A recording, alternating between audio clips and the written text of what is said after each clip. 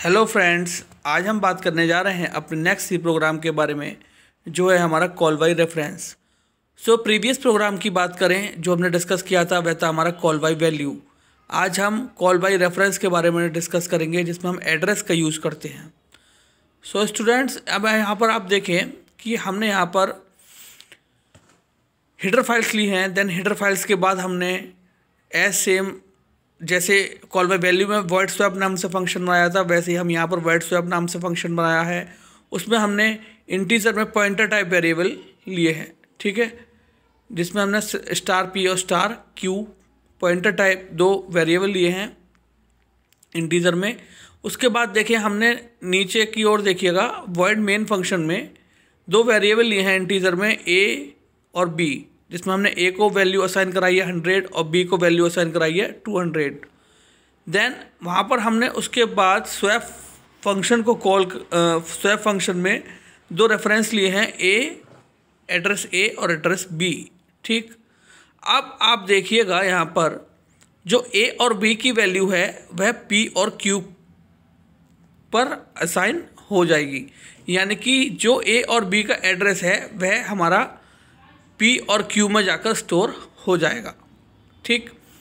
अब यहाँ पर आप देख रहे हैं पी और क्यू में हमने यहाँ पर स्वैपिंग का लॉजिक इम्प्लीमेंट किया है, एज सेम जैसे पिछले प्रोग्राम में किया था। टेम्प में हमने इंटीजर में हमने टेम्प टाइप वेरिएबल लिया है।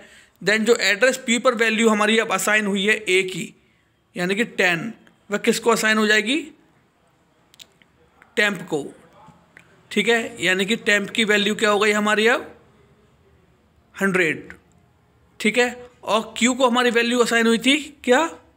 200, जो कि असाइन हो जाएगी star P equal to star Q है, तो Q की वैल्यू P को असाइन हो जाएगी, ठीक है। तो Q की वैल्यू है 200, जो कि P की वैल्यू हो गई अब, और टेम्प की वैल्यू थी 100, अब वह Q की वैल्यू हो गई, यानी कि P की वैल्यू हो गई 200 और Q की वैल्यू हो गई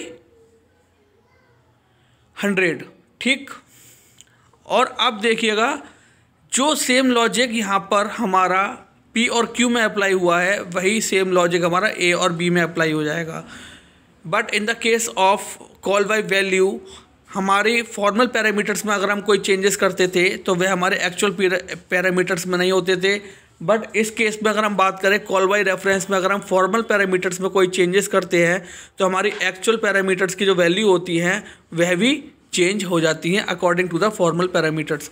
यानी कि अब इसका जो आउटपुट आएगा वह आउटपुट आएगा ए की वैल्यू 200, बी की वैल्यू 100 और पी की वैल्यू 200 और क्यू की वैल्यू भी 100। ओके स्टूडेंट्स, तो इस तरीके से डिफरेंस जो होता है कॉल बाय वैल्यू और कॉल बाय रेफरेंस में, मेन डिफरेंस ये होता है कि कॉल बाय वैल्यू की अगर हम बात करें तो कॉल बाय वैल्यू में अगर हम फॉर्मल पैरामीटर्स में कोई चेंजेस करते हैं तो वह हमारे एक्चुअल पैरामीटर्स में चेंजेस नहीं होते। But in the case of call by reference, अगर हम फॉर्मल पैरामीटर्स में कोई चेंजेस करते हैं तो वे चेंजेस हमारे एक्चुअल पैरामीटर्स में भी होते हैं।